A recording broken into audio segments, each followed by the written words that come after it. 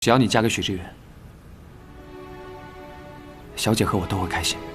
刘莹，嫁给我表哥有什么不好的呀？小姐，我只是个丫鬟，配不上表少爷。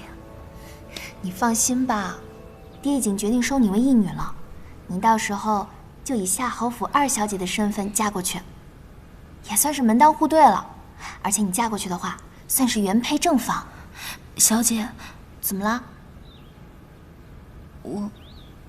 我想永远陪着小姐。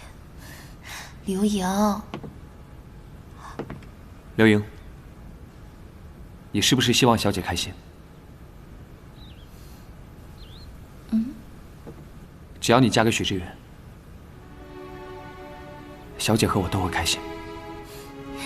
你放心，到时候我一定把你的婚礼办得热热闹闹、风风光光的。此外，我给你安排了一个陪嫁丫鬟。进来。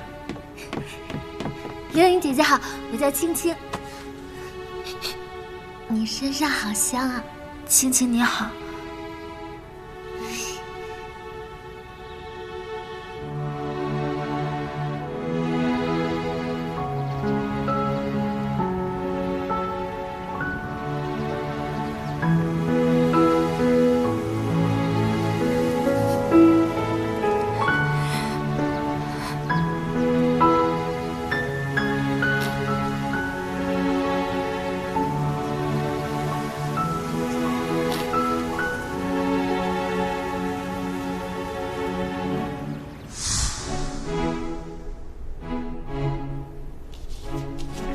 夏侯府的结束就快到了，年底这一大家子都会消失。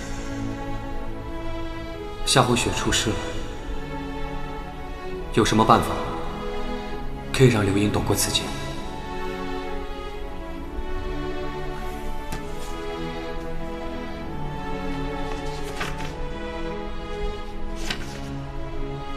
此人命格能逢凶化吉，望妻因子亦甲子。刘盈若是能嫁给他，定能寿终正寝。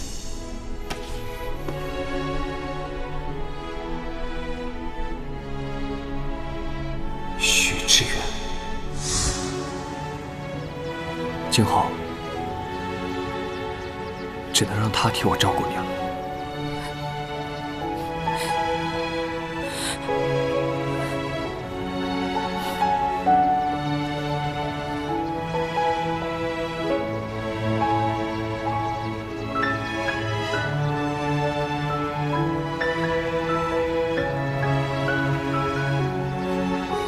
龙王大人，